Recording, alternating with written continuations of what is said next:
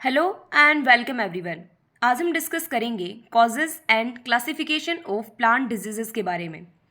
Plant diseases के causes की बात की जाए तो डिफरेंट बायोटिक और एबायोटिक फैक्टर्स के कारण प्लांट डिजीजेस कॉज की जा सकती हैं।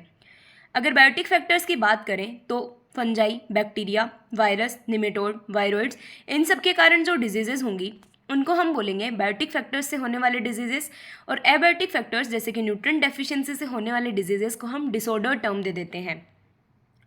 प्लांट डिजीजेस की क्लासिफिकेशन की बात की जाए तो प्लांट डिजीजेस का क्लासिफिकेशन बहुत छोटा नहीं है। डिफरेंट बेसिस पर प्लांट डिजीजेस को डिफरेंट क्लासेस या कैटेगरीज में डिवाइड किया गया है।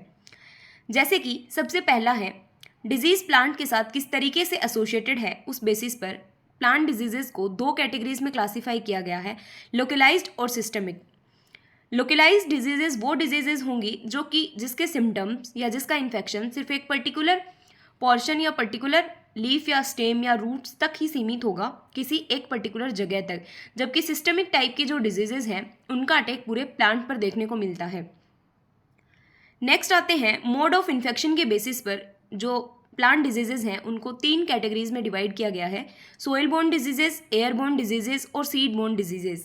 बेसिकली जो पाउडरी मिल्ड्यू डिजीजेज हैं वो एयर बोर्न डिजीजेज में आती हैं, और आपको ये ध्यान रखना होता है कि कौन से टाइप की जो डिजीज़ है वो एयर बोर्न है और कौन से टाइप की जो डिजीज़ है वो सीड या सोइल बोर्न है। जिसमें अगर हम सीड बोर्न की बात करें तो लूज स्मट ऑफ व्हीट जो है वो इंटरनली सीड बोर्न डिजीज़ है, जो कि एक काफ़ी इंपॉर्टेंट एग्जाम्पल है, आपको ध्यान में रखना चाहिए। नेक्स्ट हम डिजीज़ के क्लासिफिकेशन की बात करें तो होस्ट प्लांट के बेसिस पे भी डिजीजेस को क्लासीफाई किया गया है। अगर कोई बीमारी सीरियल क्रॉप्स में लग रही है तो सीरियल डिजीज़, या वेजिटेबल्स में तो vegetable disease, fruit disease, forest disease, ornamental diseases. ऐसे प्लांट वाइज कि किस टाइप के प्लांट्स में डिजीज़ पर्टिकुलरली लग रही है उस हिसाब से डिजीजेस को क्लासीफाई कर दिया। इसके अलावा on the basis of crop, कौन सी क्रॉप में डिजीज़ लग रही है। नेक्स्ट है कौन से ऑर्गन पे डिजीज़ जो है वो अटैक कर रही है, रूट डिजीज़ है, शूट डिजीज़ है, फ्रूट डिजीज़ है या फिर फॉलिएट डिजीज़ है। नेक्स्ट है अक्रेंस और डिस्ट्रीब्यूशन के आधार पर डिजीजेस को चार कैटेगरीज में क्लासीफाई किया गया है।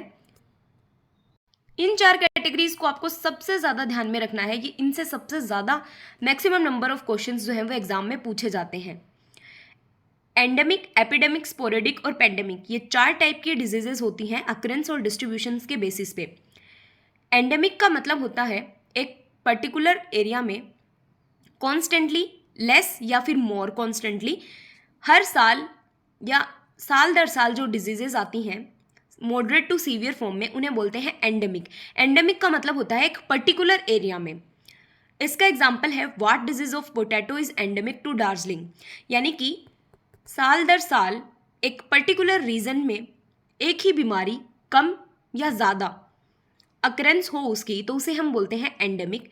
और सबसे ज़्यादा इंपॉर्टेंट है इसका एग्जाम्पल, क्वेश्चन पूछा जाता है कि व्हाट डिजीज ऑफ पोटैटो जो है वो किस टाइप की डिजीज़ है, वो एपिडेमिक है, वो स्पोरेडिक है, वो पेंडेमिक है या फिर वो एंडेमिक है। नेक्स्ट टाइप की डिजीज़ आती है एपिडेमिक, जिसे एपिफाइटोटिक डिजीज़ के नाम से भी जानी जाती है। एपिडेमिक का मतलब होता है ऐसी डिजीज़ जो कि पीरियोडिकली आए लेकिन एक मेजर एरिया को अफेक्ट करे, जिसमें कि एग्जाम्पल्स हैं rust, late blight and mildews. Next type की डिजीज़ है स्पोरेडिक डिजीज़, जिसमें आपको सिर्फ एक नाम ध्यान में रखना है, इर्रेगुलर इंटरवल्स। ऐसी डिजीजेज जो कि किसी लोकेशन स्पेसिफिक पर इर्रेगुलर इंटरवल्स में आए उसको हम बोलते हैं स्पोरेडिक टाइप ऑफ डिजीजेस, जिसके कुछ एग्जाम्पल्स हैं leaf blight and wilt. Pandemic, pandemic को आप कोरोना से बहुत इजीली समझ सकते हैं। एक पूरे कॉन्टिनेंट पर जो डिजीज़ जो है अकर हो तो उसे हम बोलते हैं पेंडेमिक डिजीजेस। और लेट ब्लाइट ऑफ पोटैटो जो है वो पेंडेमिक डिजीज़ का एग्जाम्पल है, क्योंकि लेट ब्लाइट ऑफ पोटैटो जो कि फाइटोफथोरा इन्फेस्टांस के कारण कोज किया जाता है, उससे पेंडेमिक डिजीज़ जो है वो आई थी। तो आपको दो major example wart disease of potato and late blight of potato को ध्यान में रखना है। व्हाट डिजीज ऑफ पोटैटो एक एंडेमिक डिजीज़ है और लेट ब्लाइट ऑफ पोटैटो एक पेंडेमिक डिजीज़ है। नेक्स्ट क्लासिफिकेशन हम बात करते हैं पैथोजन की जनरेशन के बेसिस पे। जो डिजीजेज हैं उनको बेसिकली मेजर दो कैटेगरीज या फिर तीन कैटेगरीज में डिवाइड किया गया है। जो मेजरली दो कैटेगरीज हैं वो हैं सिंपल इंटरेस्ट डिजीज और कंपाउंड इंटरेस्ट डिजीज, पर कभी कभी पॉलीएटिक डिजीजेस को भी सम्मिलित कर लिया जाता है। सिंपल इंटरेस्ट डिजीज़ को मोनोसाइक्लिक डिजीज़ के नाम से भी जानते हैं। और मोनोसाइक्लिक जैसा नेम इंडिकेट कर रहा है, मोनो मतलब वन, साइक्लिक मतलब साइकिल, यानी कि ऐसी डिजीज़ जिसका एक क्रॉपिंग सीजन में सिर्फ एक ही जनरेशन कंप्लीट हो पाएगी, उसे हम बोलते हैं मोनोसाइक्लिक डिजीज़ या सिंपल इंटरेस्ट डिजीज़। ऐसी डिजीजेज जिसकी एक क्रॉपिंग सीजन में ओनली एक जनरेशन कंप्लीट हो। एग्जाम्पल है लूज स्मट ऑफ व्हीट, काफ़ी इंपॉर्टेंट एग्जाम्पल है, आपको ध्यान में रखना है। नेक्स्ट आती है कंपाउंड इंटरेस्ट या पॉलीसाइक्लिक डिजीजेस। जैसा नेम इंडिकेट कर रहा है, पॉली मतलब बहुत सारे, साइक्लिक मतलब साइकिल, यानी कि एक क्रॉपिंग सीजन में जिसकी एक से ज़्यादा जनरेशन्स हों या एक से ज़्यादा साइकिल चल रहे हों, उन डिजीजेस को हम बोलते हैं पॉलीसाइक्लिक डिजीजेस। जैसे कि इसका एग्जाम्पल है late blight of potato. Next type की डिजीज़ आती है पॉलीएटिक डिजीज़, जो कि बहुत इंपॉर्टेंट डिजीज़ है, इसकी डेफिनेशन पूछी जाती है बहुत बार। ऐसी डिजीजेज जो कि अपने डिजीज साइकिल को कंप्लीट करने में एक से ज़्यादा साल का टाइम लगाते हैं, उन्हें हम बोलते हैं पॉलीएटिक डिजीजेस। और इसके एग्जाम्पल है सिडार एप्पल रस्ट। बेसिकली आपके एग्जाम्स में जो क्वेश्चन पूछा जाता है वो पूछा जाता है कि डिफरेंस बिटवीन मोनोसाइक्लिक डिजीज और पॉलीसाइक्लिक डिजीज, या फिर difference between simple interest disease और कंपाउंड इंटरेस्ट डिजीज। और पॉलीएटिक डिजीज़ की डेफिनेशन पूछी जाती है। तो आप ध्यान रखना, मोनोसाइक्लिक मतलब ऐसी डिजीज़ जो कि एक क्रॉपिंग सीजन में सिर्फ एक साइकिल कंप्लीट कर रही है, एक जनरेशन कंप्लीट कर रही है। एंड पॉलीसाइक्लिक मतलब एक क्रॉपिंग सीजन में एक से ज़्यादा जनरेशन्स या एक से ज़्यादा साइकिल्स को कंप्लीट कर रही है। और इनके एग्जाम्पल्स आपको ध्यान में रखने हैं। नेक्स्ट हम बात करें कॉजेज़ के बेसिस पे जो डिजीजेज हैं उनको दो कैटेगरीज में क्लासीफाई किया गया है, वो इन्फेक्शियस है या नॉन इन्फेक्शियस है। अगर डिजीज इन्फेक्शियस होगी तो ऑब्वियस सी बात है कि वो किसी बायोटिक फैक्टर्स के द्वारा कोज की जाएगी।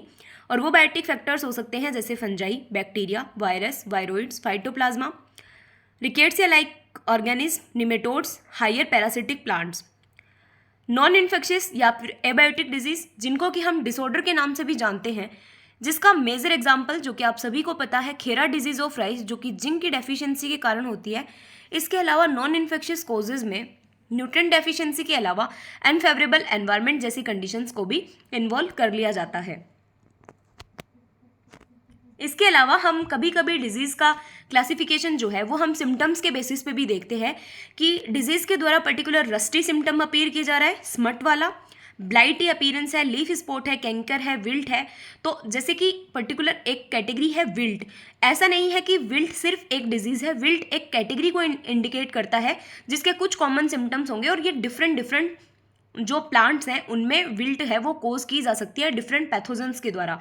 तो सिम्टम्स के बेसिस पे भी क्लासीफाई किया गया है डिजीजेस को। आप एक बार इनको देख लीजिएगा, downy mildews, powder mildews, anthracnose, wilt, canker. अब पाउडर मिल्ड्यू जो है उसके भी 6 से 8 जेनेरा हैं।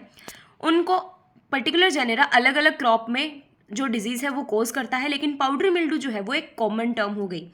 इसके अलावा leaf spot, canker, wilt, anthracnose जो डिजीजेज हैं उनके बारे में आपको सिंपली स्टडी करना है।